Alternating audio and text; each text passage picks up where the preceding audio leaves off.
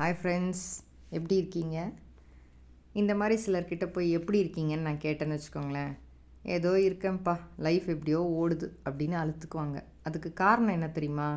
அவங்க கஷ்டப்பட்டு எல்லா வேலையும் செய்கிறாங்க, இஷ்டப்பட்டு அவங்க செய்யலை. கஷ்டப்பட்டு செஞ்சால் இப்படி தாங்க அலுப்பு தட்டும், போர் அடிக்கும். ஏதோ நம்ம மெஷின் மாதிரி ஒரு வேலையை செஞ்சோமா முடித்தோமா அப்படின்னு இருப்பாங்க. அவங்களுக்கு சீக்கிரம் அலுப்பு தட்டிடும், லைஃப் போர் அடிக்கும். இதே இஷ்டப்பட்டு செஞ்சோன்னு வைங்களேன், சந்தோஷமாக இருக்கும். காலையில் தினமும் ஹரிபரியாக எந்திரிக்காதீங்க. எந்திரிக்கும் போதே நிதானமாக இன்றைய நாள் நல்ல நாளாக அமையணும் அப்படின்னு நினச்சிக்கோங்க. எல்லா காரியமும் கைகூடணும் அப்படின்னு நினச்சிக்கிட்டு இறைவனை வேண்டிக்கிட்டு நமக்காக இந்த ஒரு நிமிஷம் ஸ்பெண்ட் பண்ணிவிட்டு எழுந்துருங்களேன். அப்போது எல்லாமே பாசிட்டிவாக நடக்கும். நமக்கு நடக்காததெல்லாம் சீக்கிரமாக நல்லபடியாக நடக்கும்.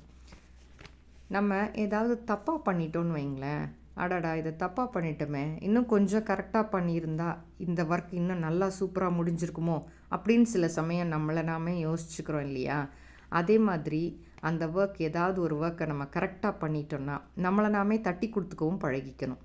இந்த ஒர்க்கை நம்ம சூப்பராக பண்ணிட்டோம்ல அப்படின்னு ஒரு தடவை தட்டி கொடுத்து பாருங்களேன். அடுத்த தடவை இன்னும் சில ஒர்க்கை இன்னும் நல்லபடியாக பண்ணுறதுக்கு நம்மளுக்கு ஒரு பாசிட்டிவ் எனர்ஜி கிடைக்கும். நமக்கு நாமே உற்சாகத்தை ஏற்படுத்திக்கணும். இன்னொருத்தவங்க உற்சாகத்தை எப்பவும் தரமாட்டாங்க.